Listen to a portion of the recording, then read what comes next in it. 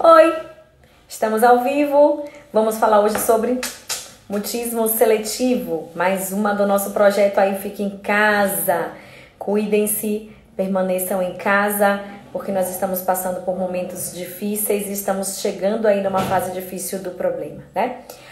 Eu convidei hoje uma convidada muito especial, que é uma grande amiga, uma queridona da vida, que é Renata Episcopo, que está entrando aqui agora.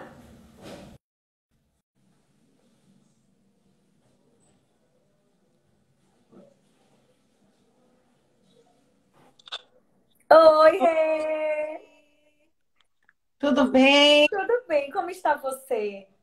Tudo bem, Você está trabalhando muito? mais ou menos. Está no consultório já? Já. Bem devagar, né? Uhum. Porque a gente tem que atender com calma, tem que higienizar bem devagar, bem devagar. E ao mesmo tempo são crianças que não podem ficar sem atendimento, né? Isso mesmo, isso mesmo. Oh, Rê, que bom que você aceitou o nosso convite. A gente vai falar de um tema bem interessante. Bem. Nossa, eu acho interessantíssimo. Eu andei pesquisando essa semana e a gente tem alguns Hum, artigos bastante novos sobre isso, né? Sobre a intervenção, sobre as sim, possíveis causas. Eu achei muita coisa nova e fiquei muito feliz. E ao mesmo tempo, por mais que seja um transtorno que é relativamente raro, o mutismo seletivo vem aparecendo com uma certa frequência, uma frequência maior do que a que eu estava acostumada a ver. Eu não sei se é a sua realidade também, principalmente nos ambulatórios públicos, você consegue perceber isso? Você tem muitos contatos com crianças com mutismo sim, seletivo? sim. Eu trabalho no CAPS, e aí eu noto muito o mutismo seletivo lá no CAPS. Muito. Nossa! E aí eu acho que a gente primeiro a gente pode pensar na definição do que seria o mutismo seletivo. E aí a gente vai para as características, o que a gente deve observar, a idade, o que é mutismo seletivo, Renata. Então, mutismo seletivo, a gente fala de mutismo, né? Então, a criança fica muda, ou seja, na verdade, não é que ela fica muda, ela se recusa a falar, né?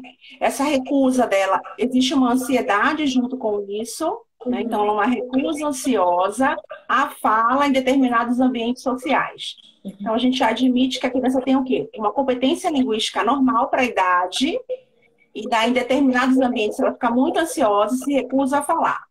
É essa que é a definição. A gente fala de mutismo seletivo, ou seja, a criança tem a competência linguística, mas em determinado ambiente ela fica muito ansiosa, apreensiva, né? Geralmente ela não gosta de ser o foco de atenção, tem medo de ser repreendida e não fala, não verbaliza. Mas ela se comunica geralmente por gestos, expressão facial, às vezes fala num tom bem baixinho, mas essa comunicação continua inefetiva, principalmente na escola, ela continua inefetiva. A E aí escola, vem os prejuízos. a escola é um dos principais ambientes em que a gente observa essa característica, né? Dessa ausência aí do processo comunicativo pela fala. Isso mesmo. A verdade, a idade de início, alguns artigos falam 2 anos, né? 2 a 5 anos, outros de 4 a 8. Mas a verdade é o seguinte, a criança tem uma linguagem verbal fluente, entra na escola, se depara com essa ansiedade grande, não sabe lidar, regular suas emoções, e aí, por algum fator, ela começa a se recusar a falar. Mas no ambiente geralmente íntimo, com os irmãos, ela fala fluentemente, né? Sem nenhum problema. O diagnóstico nosológico, então, é de transtorno de ansiedade, confere? O DSM-5, que é um livro que a gente usa no mundo inteiro para classificar os transtornos mentais, é como se fosse um livro que a gente vê quais são os sintomas de cada doença, né?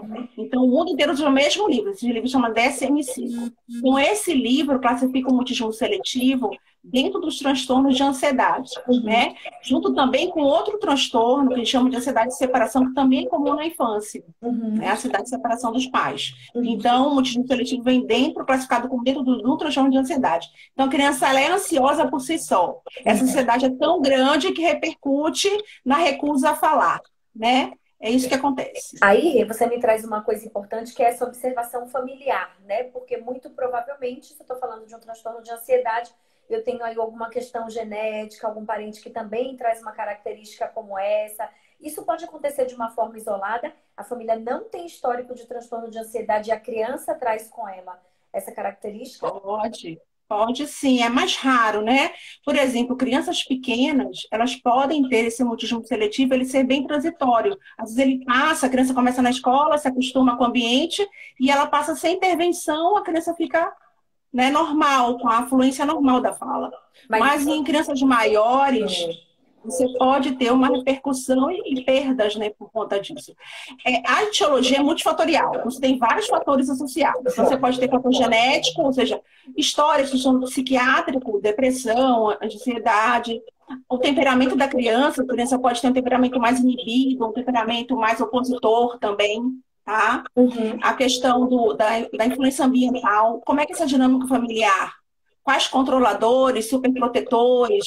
Esse é o histórico, geralmente, né? Pais ansiosos, pais deprimidos, né? E também a questão do neurodesenvolvimento. Teve algum atraso motor que gerou essa ansiedade? Às vezes a criança tem um atraso motor, fica ansiosa e começa a evoluir com a recusa na fala. Então, fatores que levam a que essa criança desenvolva essa ansiedade demasiada e justamente vincule de forma negativa a fala em determinados ambientes sociais. Massa. Então, uma coisa importante que você nos traz, é uma observação importantíssima, é que essa criança, se avaliada ou se observada em diversos contextos, em outros ambientes, em alguns deles ela tem a característica de linguagem adequada para a idade. Então, em casa, eu me lembro que eu atendi uma criança nesse sentido, foi na saúde pública, e assim, quando ela ia no posto de saúde, ela não falava, assim como na escola. E aí, quem levou ela até mim foi a assistente, a agente comunitária. E a agente comunitária falava assim, ela não fala, a mãe dela disse que fala, mas ela não fala. E a mãe falava assim, eu não vejo problema nenhum, porque em casa ela fala com todo mundo. Isso acontece na escola porque ela não gosta da escola. E a gente achava que a mãe que estava trazendo esse contexto de que ela falava sem ser verdade. Eu falei assim, então você filma pra mim? Renata, chocante. Quando a mãe filmou essa criança em casa, eu falei, não é possível, é uma outra criança. E ela perdia muitas possibilidades. Então, assim, por exemplo, ela ia pra terapia, ela adorava a terapia, mas e se eu falasse assim, ó, fala comigo, só pede assim, ó, dá pra mim. Senão eu não vou te dar a bala. E ela perdia a bala, ou ela perdia o brinquedo, ela perdia o contexto inteiro, apenas pela dificuldade mesmo de, assim, naquele ambiente eu não consigo e não posso me comunicar. E acaba sendo uma pergunta da Jéssica, que ela fala assim, como é que eu diferencio o mutismo seletivo da timidez? Eu acho que a timidez não traz transtornos. Quando a gente fala de transtorno, a gente fala de coisas sérias que têm um tempo mais prolongado, né? Isso gera prejuízo. No caso do mutismo social e acadêmico, né?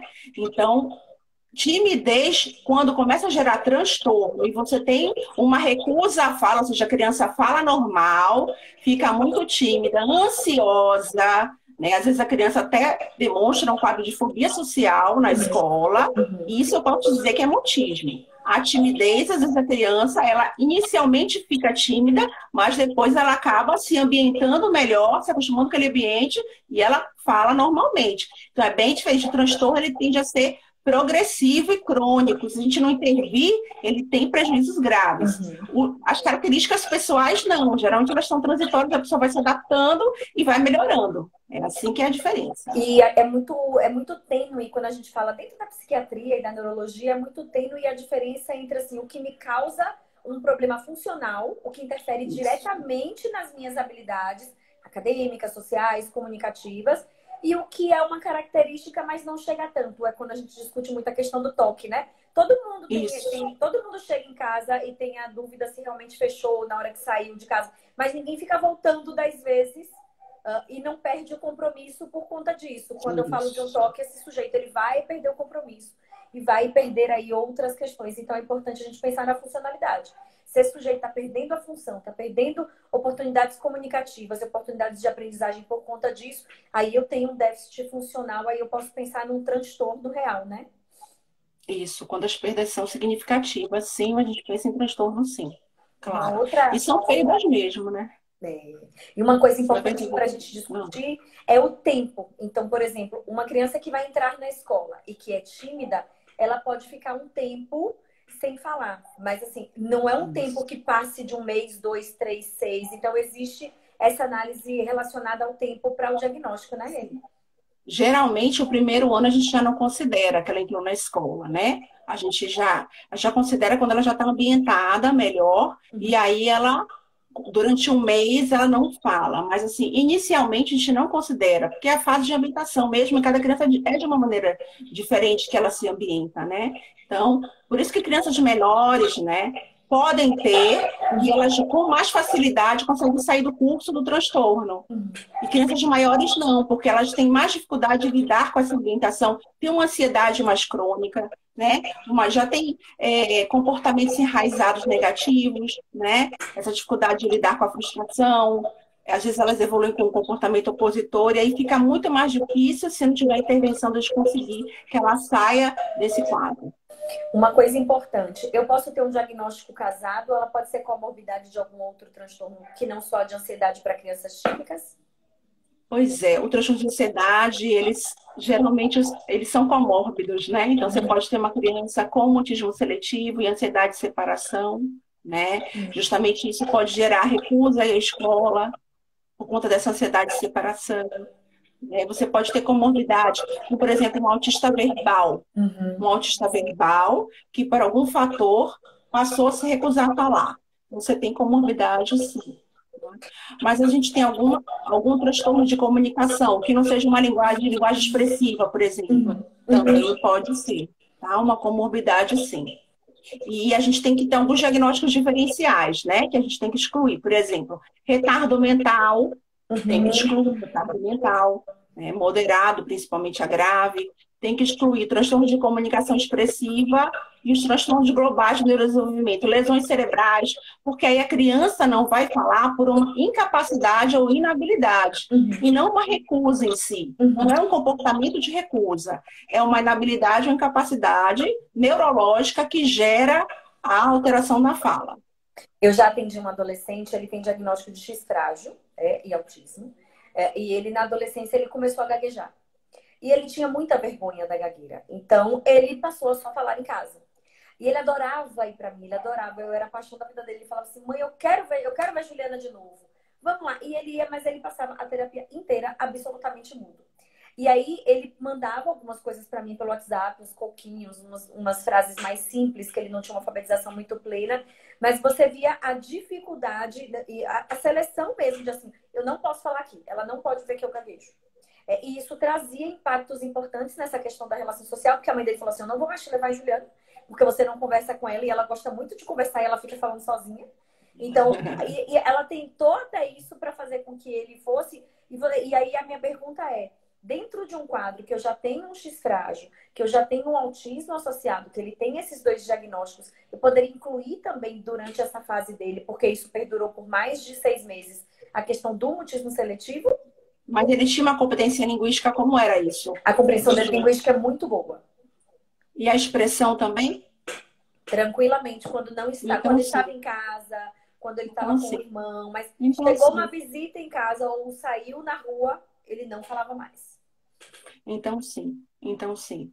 Porque quando eu falo de retardo mental, X-frase, eu tenho retardo mental associado, né? Mas quando a gente fala de moderado a severo, a gente fala de uma cognição de competências cognitivas que dificultam a incapacidade mesmo da fala, que é uma coisa mais grave. Né? Se você tem um retardo mental leve, né? Aí você pode se evoluir, se você tiver uma linguagem adequada, né, para a idade, você pode ser chamado de mutismo seletivo. E aí, tá vindo a pergunta aqui da Jéssica. Então, para se ter mutismo seletivo, precisa ter um distúrbio associado? Não. A gente tem que ter uma linguística adequada para a idade, aí dependendo, né? Se for uma frase com 3 anos, faz pergunta, a criança ela fala fluente dentro de casa, essa é a realidade, com os irmãos, com os entes mais próximos. Saiu de casa, pisou fora de casa, ficou muda. Eu já compreende os comandos, aponta, dá risada, interage, mas não fala. Tem iniciativa comunicativa, tem o simbólico adequado. Então, a gente sabe que a estrutura cognitiva para a produção de linguagem da criança está adequada. Eu já atendi muitos casos de mutismo, e um deles era uma criança que ele só falava com a avó, a mãe e a irmã. Mas a avó, ela tinha um companheiro. E enquanto esse companheiro estava em casa, ele também não falava. E aí, uma certa feita, foi um dos casos mais graves em que ela procurou ajuda por conta disso.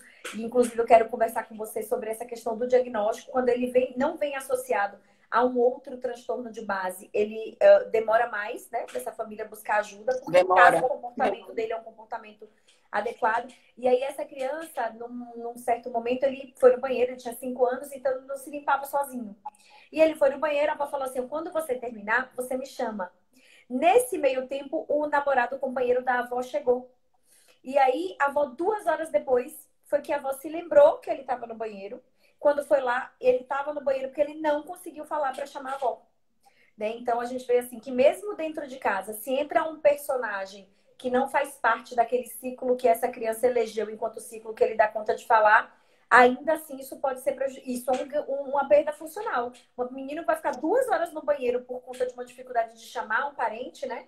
Sendo que ele tem a habilidade para isso. E uma inflexibilidade, né, cognitiva que chama a atenção. É muito pequeno para ser tão inflexível. Isso chama a atenção, né? Quanto vai repercutir essa inflexibilidade? Em tantas outras áreas, né? Isso é muito preocupante. Muito preocupante. A Jéssica traz aqui, ó, exemplo. Uma criança usa o adulto como ponte para iniciar a interação e depois se solta? Ou não seria mutismo? Não, nesse caso a gente não pensaria em mutismo. Né? No mutismo, precisa ser persistente. Não pode ser assim. Ela não falou, a gente até deu o exemplo da escola no primeiro mês, nos primeiros meses escolares. É comum que a criança tenha uma diminuição da interação se ela for mais tímida ou se ela tiver um transtorno de ansiedade no ambiente escolar. Mas o mutismo ele é persistente. Essa criança vai passar por mais de 6 meses em ambientes específicos com uma recusa e um gap em relação a outros ambientes. Então, em casa ou em outros lugares, ele tem um comportamento muito próximo da normalidade. A gente pode considerar normal, né, Rê? Sim. Típico, mas em algum... Para ele, né? Normal para ele, né? Para a condição dele, na verdade. Normal para a condição. Na verdade, você falou do X frágil com TEA, então seria normal para a condição do indivíduo. Joia. Pronto. Joia. Né? Normal para a condição do indivíduo. E aí, por volta de quantos anos essas crianças chegam no consultório? É difícil a gente pensar numa criança de 2 anos que ela está no início ainda das avaliações, né? Muito difícil. É difícil 2 anos até a gente falar disso, né? A gente dá em torno de diagnóstico de 4 a 8. Eles chegam no consultório geralmente com 7, 8 anos. Porque a mãe acha inicialmente que ele é tímido e passa por isso. E geralmente você tem um pai ou uma mãe tímida que tem um comportamento também mais tímido, mais recluso. Então isso reforça o comportamento da criança. Quando a escola começa a solicitar que a criança verbalize, que ela responda, que ela faça trabalho em grupo, isso não acontece, aí vai para o consultório. Então é mais ou menos com 7, 8 anos. Né? E a gente sabe também que justamente essa recusa gera prejuízo, né? Justamente alteração no discurso pode gerar, né? Pode gerar alteração no processo auditivo, no processamento auditivo, até na aprendizagem, porque inicialmente eu começo com a recusa de fala, daqui a pouco eu não quero ir para a escola, daqui a pouco eu começo com uma fobia social, e isso vai interferir significativamente na aprendizagem, porque a aprendizagem precisa de fatores emocionais para a gente conseguir consolidar, né? Por exemplo, a memória, a gente tem 3 fases mnemônicas principais. Então, primeiro é a aquisição da memória, você já recebe a informação, depois você conforma essa informação, consolida, que é a segunda fase, formação e consolidação da memória, e a terceira é evoca. Então, se eu tenho um comportamento ansioso, as 3 fases vão estar prejudicadas, então eu não vou conseguir nem adquirir, nem consolidar e nem evocar. Se essa criança for ali com humor deprimido, porque ela não quer ir à escola e é obrigada a ir, ela também vai ter influência na memória, principalmente na parte da evocação e da consolidação da memória. Se ela estiver desmotivada, a motivação também interfere. Então você tem muita repercussão, né? Tanto na aprendizagem diretamente quanto no social. É importantíssimo que o diagnóstico seja, que os sintomas sejam identificados logo para que essa criança possa entrar em intervenção. Chega muita criança para se fazer o diagnóstico diferencial, em que o comportamento é tão afetado pelo mutismo, em que ela tem comportamentos parecidos com o de uma criança com autismo? Não chega, porque o que faz a diferença é a interação. Geralmente a mãe grava. Então a criança em casa é uma outra criança. Falante, brinca, come sozinha, geralmente elas têm autonomia, então dá para a gente diferenciar bastante. Tem uma autonomia, tem uma atenção adequada, come bem, não tem aqueles déficits sensoriais importantes como a gente encontra no autismo, né? Claro que um autismo leve, verbal, ele pode evoluir com mutismo seletivo como comorbidade, mas isso não é tão comum. Né? Mas de cara, para a gente, dá para a gente diferenciar, sim, por conta dos déficits sensoriais, né? E do déficit de interação social. Com todos, né? Na verdade, né? Que o autismo é uma coisa mais, o comportamento é mais generalizado, né? Não é só em determinados ambientes. E eu posso pensar em cura para o mutismo ou essa criança sempre vai precisar aí de uma intervenção, podendo ter uma recaída, podendo ter depois um retorno desse mutismo, mudou de escola, morreu alguém da família, mudou de cidade, isso pode ser retomado depois da intervenção? Depende de quais os fatores etiológicos associados, né? Se você tem um pai ou uma mãe que tem um transtorno de ansiedade, que tem depressão, que tem um comportamento mais recluso, isso vai demorar, isso vai reforçar em vez de ajudar, né? Então, por isso que é necessário que seja uma mobilização familiar, psicoeducação familiar, escolar, a psicoterapia. Se você tiver todo esse caminho, você consegue que a criança saia do transtorno. Mas sempre tem que ter um reforçador positivo para que ela não volte a ter o comportamento que ela tinha. Ok. Né? Então é possível. A Jéssica está perguntando quem é que dá esse diagnóstico e como é feito, se tem algum protocolo específico para isso. Existem algumas escalas que não são adequadas no Brasil, elas são americanas, tá? E geralmente o diagnóstico é clínico. Você observa a criança.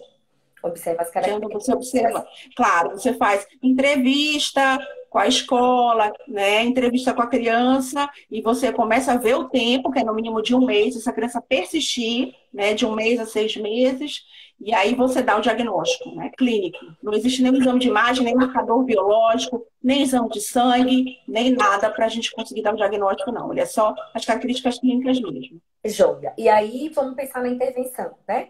É muito importante que o psicólogo esteja na equipe. Não é sempre que esse paciente... Geralmente, quando esses pacientes chegaram até mim, foi por uma questão ou de eu já ter um vínculo muito forte com outras pessoas da família, né? Já ser terapeuta de alguém da família, ou porque eles estavam com comprometimento de linguagem também associado, né? De interação, ou porque estavam em dúvida se era autismo ou não, eles chegaram até mim. Mas eu sempre fiz parte da equipe de tratamento e eu acho que isso tem uma repercussão muito bacana.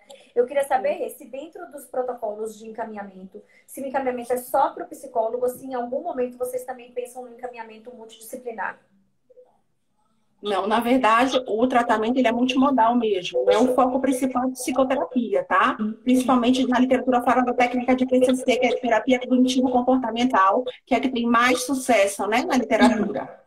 Mas, então, o foco é psicoeducação familiar, escolar, essa gestão de comportamento da família, da criança, a psicoterapia com TCC, fonoaudiologia também, porque a gente não sabe se a criança tem algum transtorno de comunicação, né? Então, isso é válido. Eu, geralmente, caminho também para fono, tá certo? Para a gente conseguir avaliar melhor, já que ela tem uma recusa a falar. Então, é melhor que ele seja olhado de forma multimodal, multiprofissional, para a gente conseguir ajudar melhor essa criança. Então, sim. Joia. E eu acho que orientação familiar também é um aspecto muito importante, né? Porque muitas vezes essa família acaba piorando o processo de interação dessa criança no ambiente externo. Ou porque fica, vai menino, em casa você faz. Como é que você não faz aqui? A pressão em cima de uma criança que já traz um transtorno de ansiedade piora todo o quadro. Ou porque a família tem um outro perfil de responder tudo pela criança, já que sabe, já sei que já que em casa ela fala e na rua não, eu respondo. Né? É bem comum isso, né? Na verdade, os dois comportamentos familiares são ruins, né? Tanto a pressão social, né, para que essa criança subitamente mude de comportamento, e também aquela questão do superproteção, né? Os pais que até a literatura diz, né, que o que mais se nota nos fatores de risco são essa relação muito danosa de dependência, né, entre pais e crianças, responsáveis por crianças, que é ruim para a criança até conseguir planejar e desenvolver sua autonomia. Então, isso é danoso, né, os dois extremos. Tanto a pressão social para sair do comportamento, quanto um comportamento acolhedor, superprotetor, né, controlador dos pais. É necessário que nesse momento, a depender do grau, a depender de manifestações que vão surgir, a indicação medicamentosa? Tem alguma idade relacionada a isso? Tem algum componente mais específico do transtorno que oriente o uso de medicamento? Na idade pré-escolar, não é a primeira linha de tratamento, tá? Então, Lá a idade, então, pré-escolar, que eu digo, é de 3 a 5 anos, 6 anos, a gente não usa medicação, não é a primeira opção, na verdade. A primeira opção é psicoeducação e psicoterapia, tá? Pronto. Se a gente está fazendo o tratamento e a gente não consegue melhora ou pouca melhora, a criança começa a ter muito prejuízo, aí seria uma indicação de entrar com medicação que a gente chama de off-label, ou seja, não é a primeira opção do tratamento. É uma outra opção, porque a gente não está tendo sucesso com a primeira opção, que a gente chama de off-label.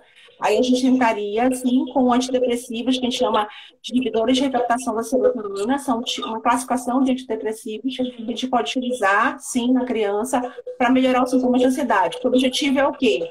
A gente diminuir a ansiedade e melhorar essa qualidade de fala social.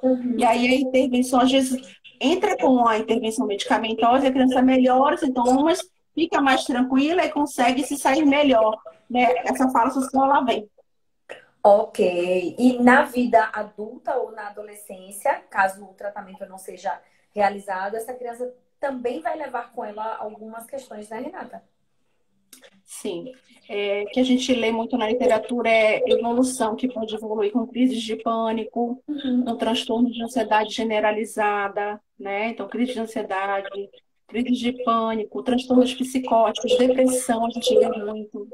Porque acaba sendo um ciclo, né? A criança fica ansiosa, recusa a escola, não fala, diminui o seu núcleo, né, social, fica mais, né, retida, isolada, e aí vem baixa autoestima, desmotivação. Então, você tem muitas repercussões negativas, sim, né? A própria repetência escolar, né? Você também tem, mas pode, então, dos transtornos, tem transtorno de pânico, de ansiedade, crises de transtornos psicóticos, depressão, transtorno de ansiedade generalizada, fobia social, são alguns transtornos que a criança pode evoluir, né? O adolescente e o adulto não tratado. Eu estou esperando a pergunta de vocês. A Carmo Guedes faz uma observação aqui. Ó, a criança é vista na escola como referência, aquela criança que não fala, né? Isso mesmo. Ó, a Jéssica diz que não entendeu muito bem quem dá o diagnóstico, se é o neuropediatra ou o psicólogo também. O diagnóstico é médico, né? O diagnóstico é médico, então pode ser o neurologista ou o psiquiatra. Grande parte das vezes, esses médicos eles acabam pedindo aí os relatórios dos profissionais que acompanham a criança, né? Ou não fecham o diagnóstico antes de receberem aí uma avaliação ou terem o que a gente chama de intervenção diagnóstica, que é passar por um tempo de intervenção para a gente poder observar de uma forma mais profunda essa interação da criança. Até porque, para nós terapeutas, é um quadro complexo, porque o comportamento dessa criança, geralmente no consultório, é parecido com o comportamento escolar. Então, ele fala em casa, mas na terapia, até porque a família reforça muito isso. Vou te levar na médica de falar. Vou te levar na pessoa que vai te ajudar a falar. E isso trava a criança ainda mais. Então, muitas vezes é preciso que a gente tenha um vínculo maior, né? A formação do vínculo é um processo muito importante para que a gente possa ajudar essa criança. É uma terapia, eu digo que rápida, no sentido de, assim, da criança melhorar o processo comunicativo nos diferentes ambientes. E às vezes não acontece com a gente. Eu tenho 2 pacientes agora com mutismo seletivo e comigo eles não falam. Eu falo assim, ó, não precisa. Ele não precisa falar comigo. Ele precisa melhorar o comportamento em outros ambientes e para mim tá bom. E aí ele começou a falar na escola e começou a falar com parceiros comunicativos da família que ele não falava. Aí a mãe falou assim, mas aqui não fala, mas em casa já tá falando melhor. Está ótimo, não precisa falar comigo. Hoje até já falam. Mas, assim, é importante que a gente fique muito atento, né? Principalmente as pessoas que vão estar em contato com essas crianças que ainda não chegaram no neurologista ou no psiquiatra infantil ou no pediatra para esses comportamentos. Não é um período curto de ausência de fala em alguns ambientes que vão trazer já a ideia de mutismo seletivo, né? Precisa ser um tempo maior. Geralmente a literatura fala 6 meses. Confere, Renata? No mínimo 1 mês, o DSM-5 a 6 meses, né? Tem que permanecer, na verdade, né? O transtorno, ele permanece o comportamento alterado para ser transtorno, né? E não um traço de personalidade. E tem que ter prejuízo. O transtorno configura uma permanência mais crônica com prejuízo. Sempre com prejuízo. Jóia. E ele sempre vai falar na família ou você já acompanhou algum caso? Eu já acompanhei um caso de que, assim, a família era separada, o pai e a mãe, e ele passava uma semana com o pai e uma semana com a mãe. E na semana que ele passava com o pai, ele era apaixonado pelo pai, mas assim, o pai trabalhava o dia todo. E quando chegava em casa, isso foi um relato dele após a intervenção terapêutica. E quando o pai chegava em casa que ele queria contar como foi o dia todo dele, o pai falava, cala a boca que eu quero assistir jornal. Cala a boca que eu quero assistir jornal e pronto. Ele calou a boca de vez, não falava com o pai, nem com a escola, mas na casa da mãe era o único ambiente em que ele se sentia seguro e falava. Mas assim, já acompanhou algum caso de crianças que o problema também estava em casa? Pais separados, você pode ter como fator. Mas geralmente não. As crianças falavam, que eu tive experiência, falavam em casa, com os irmãos, normalmente com fluência, e saíam do ambiente externo, na casa da avó não falava nada, dos tios não falava nada, e isso gerou, e foi por conta disso, desse isolamento social que foi para o médico, né? Para avaliação médica por conta disso, do prejuízo acadêmico também. Joia. A Jéssica traz aqui uma pergunta. E quando a criança fala super bem com a TO, aí sai da sala e não fala com a TO perto da mãe? Pois é, aí tem algum outro fator que a gente não diria que é mutismo seletivo, né? A gente tem que observar essa criança em outros ambientes, na verdade, não é isso? Como é que é na escola, como é que é no aniversário do coleguinha, que são geralmente ambientes que a criança se recusa a falar e realmente ela apresenta o quadro, tá? Só assim fica muito impreciso a gente avaliar, né? Com poucas informações, né? Pra gente dizer. Então é importante que se passe uma série de exames aí, e avaliações para excluir diagnósticos. Então, você costuma orientar uma avaliação neuropsicológica, por exemplo, um exame de imagem, um eletro, para excluir outros diagnósticos, por exemplo. Se essa criança estiver convulsionando ou tiver crises de epilepsia, isso pode gerar um comportamento parecido? Pode ser alguma coisa relacionada a diagnóstico diferencial?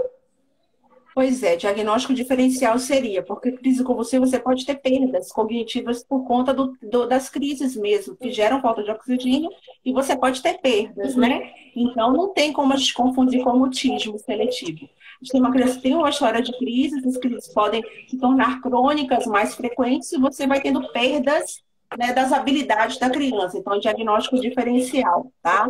Não existe no exame de imagem que dê o diagnóstico, certo?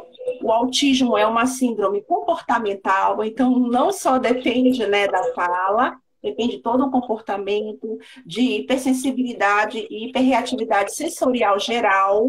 Então, é também diagnóstico diferencial, tá certo? Principalmente no início, né, no curso dele. Não autista bem trabalhado, verbal, que evoluiu com autismo, então são coisas diferentes, né? Que é o que eu tô falando, entendeu?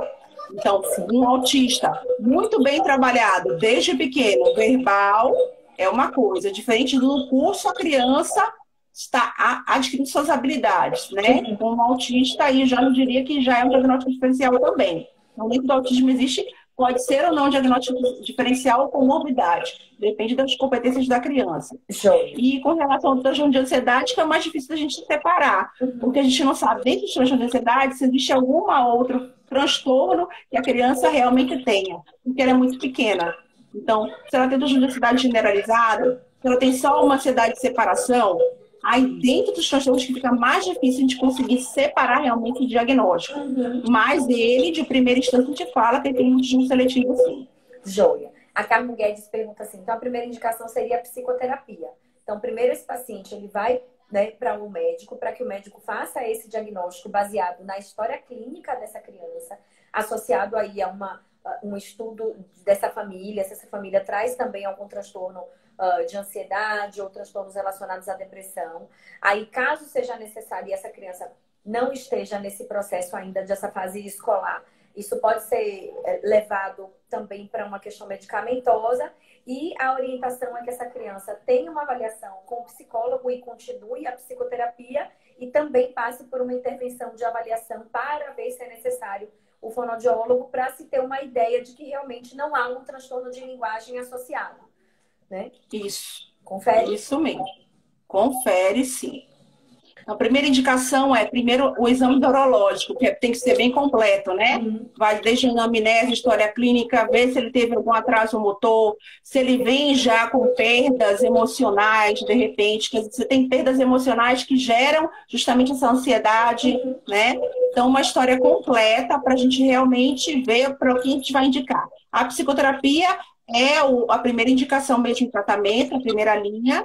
Então, com certeza, a psicoterapia, sim.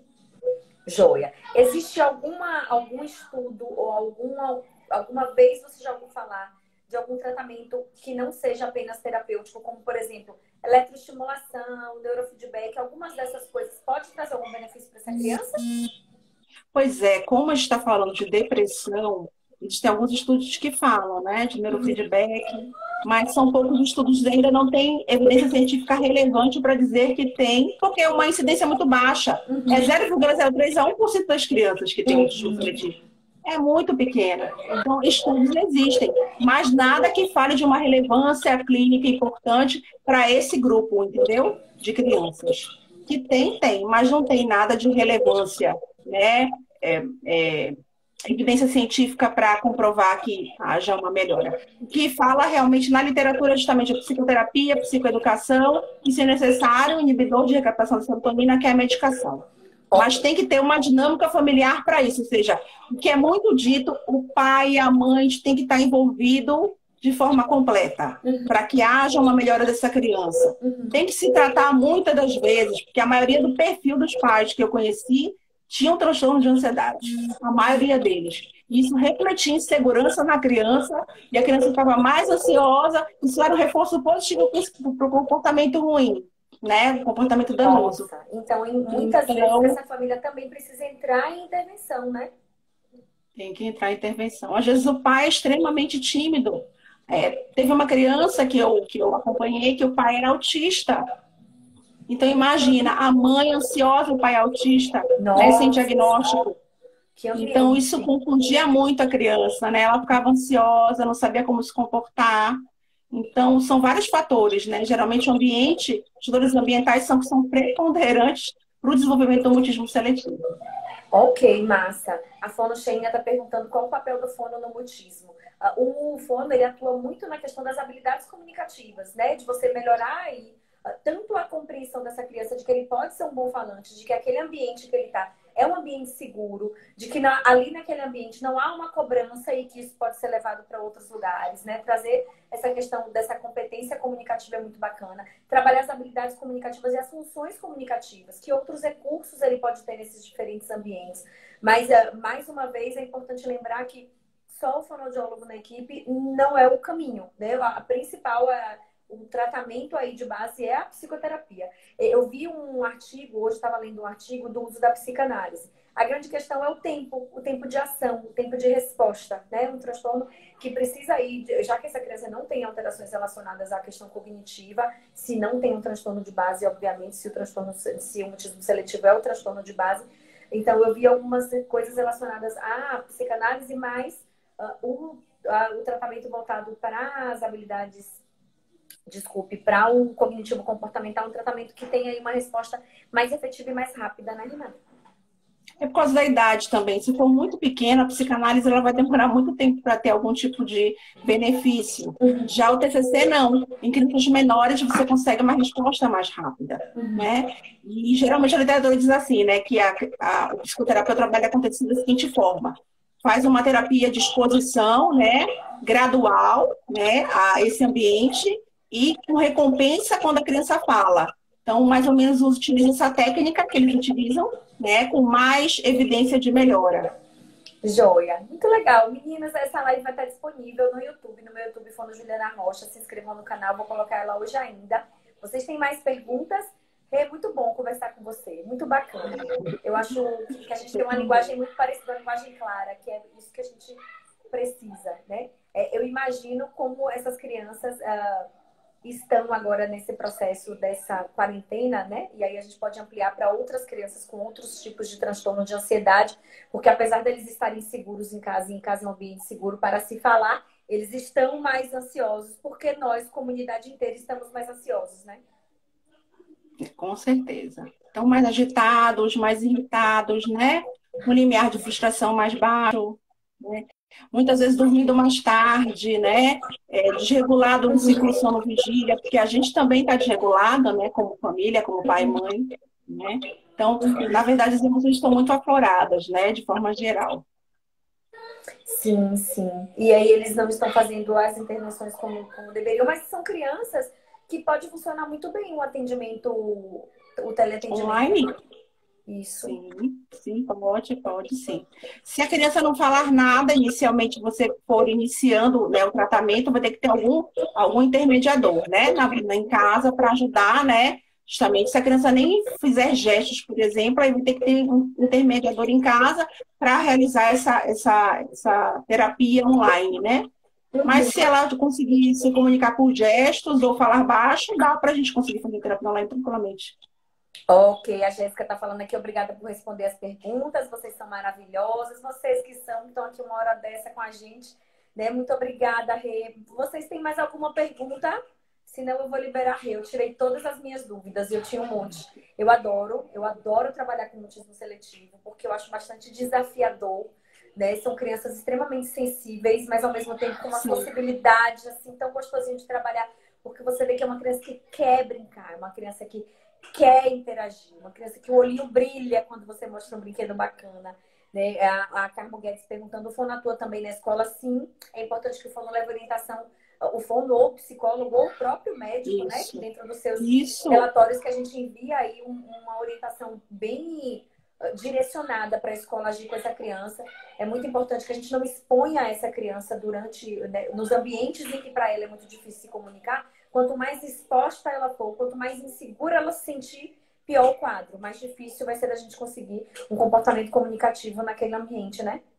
E a gente deve ter uma sensibilidade também, que essa criança ela tem um sofrimento psíquico, né? Ela está ansiosa, ela está sofrendo. Não é um comportamento de birra espontâneo. Existe um sofrimento, uma desregulação emocional, uma falta de regulação emocional com relação ao controle inibitório, né?